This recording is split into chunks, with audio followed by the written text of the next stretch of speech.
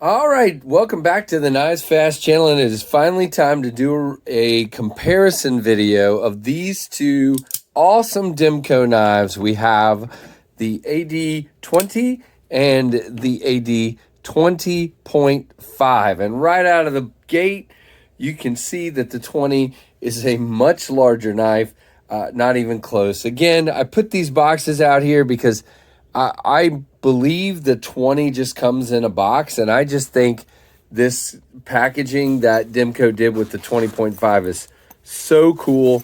Awesome, awesome, awesome. So I wanted to put that out here to begin with just to show that, but we'll put it off to the side so you guys can get a better look at the knives. So you guys know this beautiful AD20 comes from my guy, Rusty Knife Lover. Oh, look at that. Say hi to Ren and Stimpy, by the way. I'm cutting off their heads. There we go. Got it. This one comes from Rusty Knife Lover, and this guy is mine. I bought this at Blade Show. So, again, the comparisons are going to be a little different because one is a sheep's foot or shark's foot shaped blade, and the other one is a obviously a clip point, which means that this comes pretty close to the end, and this one, as Lefty EDC has pointed out, does not. Doesn't bother me, really. I mean, does it look a little weird to have a gap there? Sure. Does it bother me? No. And basically the reason it's like that is they made one design for both blade styles to fit in, and they had to make it where this shaped blade would fit in there. It doesn't really bother me. So, differences right off the bat: Grivery handles, G10 handles, 3V steel, and this guy is, wow, AUS 10A, blanking out. Basically, if we flip it over, the clips and the actual construction of the knife are pretty much exactly the same. You can see, and it comes with this one comes with a lefty clip. I believe this one does as well. But the way the screws and the pins are pretty much the same. The design of the shark lock appears to be entirely the same. Now on this guy, you have a screw on one side and a flat pivot with the Demko, the Wampum, Pennsylvania branding. This one, you have an actual pivot collar and a pivot collar and a pivot. So it's a little bit different in that regard. But again, when you feel the way, obviously it's going to feel different because this blade is, thinner and lighter. And so it's going to feel different than this beast. So let's do that. But what I was going to say is very, very similar in the way the lock works.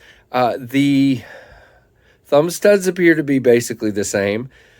Besides size, the actual shark lock mechanism looks pretty close to the same. You can see the jimping is a little further apart on the 20.5 and a little closer together on the 20. And the thickness of the blade is a lot different between the two. But everything else, I mean, obviously you have completely open construction with barrel spacers over here.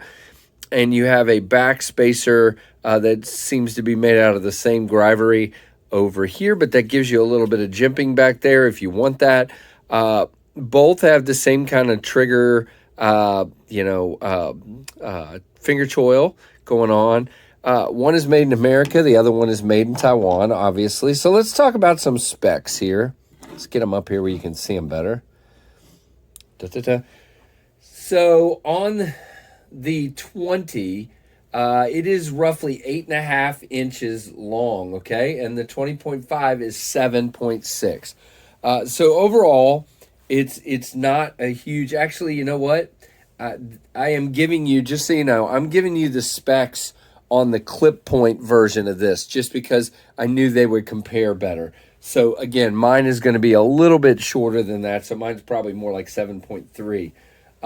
The cutting edge is 3 inches on this one, and over on the 20.5 and on the 20, the cutting edge is 3.7. Now, the handle length on the 20 is 5 inches, and on the 20.5, on either one of those, the handle length is 4.5. So, again, it's not a huge difference. Now, unfortunately, I have not been able to find, and I don't have a little scale, a weight on this AD20. I have looked at 20.5. Well, if I can find it, is 3.55. I would say this guy is probably around 5 ounces. If I had to guess, this one is 3.5. Oh boy, maybe 5.5. I'm going to say 5.5 is my guess. Again, just both cases, really well done knife. And again, the fact that this guy is about $450, which I am not going to say this is not worth it. This is 3V steel. I am going to try to do a video before I send this back to Rusty out in the yard chopping at some stuff and doing some feather sticking with this 3V steel. He wanted me to do some of that, so I will try if I have time. Work has been crazy lately, so it's been a little hard. And then this guy is a thinner, slicier, more EDC style blade in that AUS 10A steel. But again, great thin cutting surface, really gets in there and goes, and it's light in the pocket. This one, they're both about the same. Neither one are deep carry, but this one sits in your pocket nice and thin and light, and this one sits in your pocket and you know it's there. Now, is it super heavy? No, it's not, but it's definitely thicker, heavier, and you definitely know it's there. But again, what I was about to say, when I keep distracting myself, is the fact that Demko realized that this is a very popular knife, but there's a lot of us that aren't going to go out and spend $450. And they went and they realized that if they made, it's just like, you know, there's a punk band out there, let's say, and the punk band is selling a decent amount of records, but they realize that if they come out with a pop song, it's going to sell like mad dogs. And so they do that, and they do a whole album of pop songs. And yeah, anyway. So in this case, this is Demko's pop song. And I hate pop music, so please don't take that. I'm a Dream Theater fan and all that. Anyway, whatever. I'm going to start something now on music. But my point is, any kind of band suddenly doing a more popular song. In this case, this is a very custom manufacturer coming out with a production run that is accessible to everyone. I said this on my stream the other day, that to me it is important that this came out because this is an everyman knife. This is a knife that is attainable to most of us. You know, obviously some folks it'll take them a long time to, you know, if they're used to buying $60, $70 Civivis and now they want to get this guy, they'll have to save up a little bit longer to get to 150, but it's attainable and it's going to be mass produced. And just something that those of us, in my case, that will probably never buy one of these because it's $450 can go get. And I went to Blade Show and snapped this guy up as quick as I could because of that reason. So again, I know that's going to sound controversial. I'm not trying to be controversial. It's just, to me, that's what it is. Now, if you want a beast of a knife that you can go and whack at stuff and really work with it, if you do heavy work with your knife, this is your guy. Go save up, get the $450 together, and get this one because it is a beast. And I cannot wait to take it out and do some more heavy cutting with it. Just an impressive knife. So, as I've said a million times, what I love about the knife world is there's something for everyone. And in some cases, you know, there's all of them for someone, you know.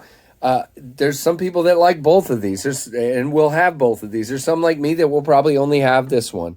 There's some that will only ever have this one. And that's what's cool about knives, guys. You can choose what you like and you can get it if you like it and you can move on to something else if you don't. And I think that is super duper cool. Thanks so much for watching. Let me know what you think of this video and the whole idea behind it and the comparison. And Rusty, thank you so much for sending this AD20. And, you know, I really appreciate it. Guys, give me a comment and a thumbs up. And hopefully you're subscribed. And if you're not, please think about doing so. And guys, thanks so much for watching the Knives Fast channel.